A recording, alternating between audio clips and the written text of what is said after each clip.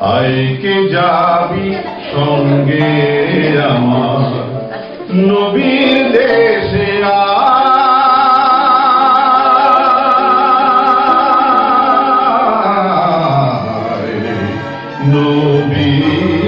দেশি senior centre Jamaica মুসলিম সেন্টারে তৈরি হয় নিউ ইয়র্কের প্রথম দেশি সিনিয়র সেন্টার। নামে দেশি হলেও মূলত এটি বাংলাদেশি প্রবীণদেরই মিলন মেলা। কর্মজীবী সন্তান আর লেখাপড়ায় ব্যস্ত ইংরেজি ভাষী নাতি নাতনিদের মাঝে বাংলাদেশি প্রবীণরা এখনো একা। নার্গিস আহমেদের পরিচালনায় সপ্তাহে 3 দিন দেশি সিনিয়র সেন্টার তাদের জন্য এনে দিয়েছে এক আনন্দঘন সুযোগ। যে হাতে ধরেছেন কলম অথবা লাঙল, যে পায়ে হেঁটেছেন মাইলের পরে মাইল, সেই হাত পাকে কেবল সচল রাখার জন্যই চলে প্রাণান্তকর চেষ্টা। ফিজিক্যাল ট্রেনার শিখিয়ে দেন কিভাবে ভালো থাকবে সেই হাত পাগুলো।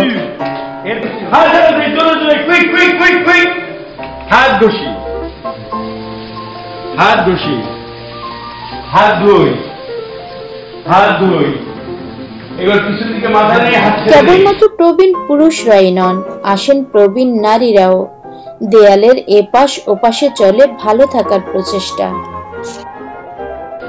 জোরে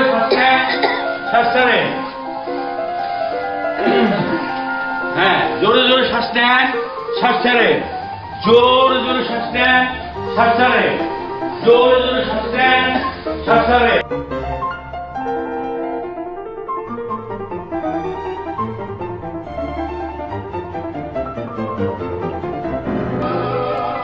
বয়সে কাছাকাছি, চিন্তায় মিল, অভিন্ন অভিজ্ঞতায়ও মিলে যায় ফেলে আসা মুখর দিনগুলো।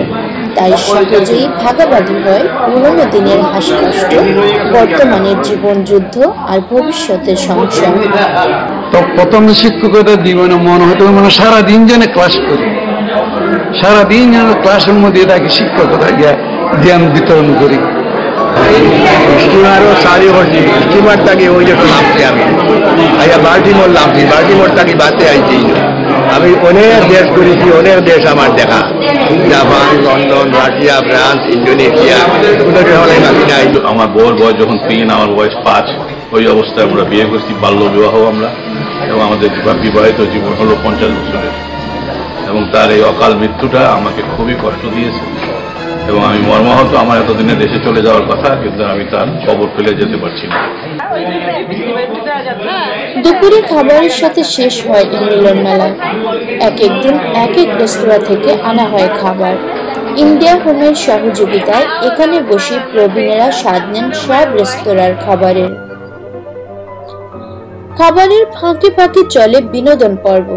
প্রবীণদের মাঝ থেকে বেরিয়ে আসে শিল্পী, কবি সহ অনেক প্রতিভাবান।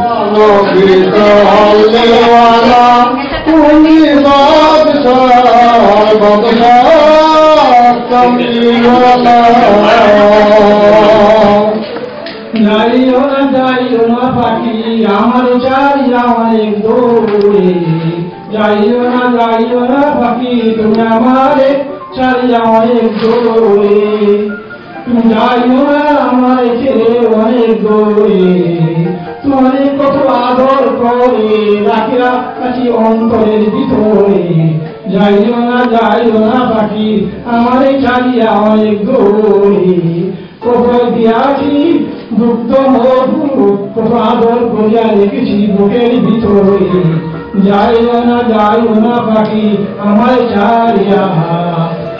দিন শেষে আবার আপনালয়ে ফিরে যাওয়া, আবারও অপেক্ষা পরবর্তী দিনের।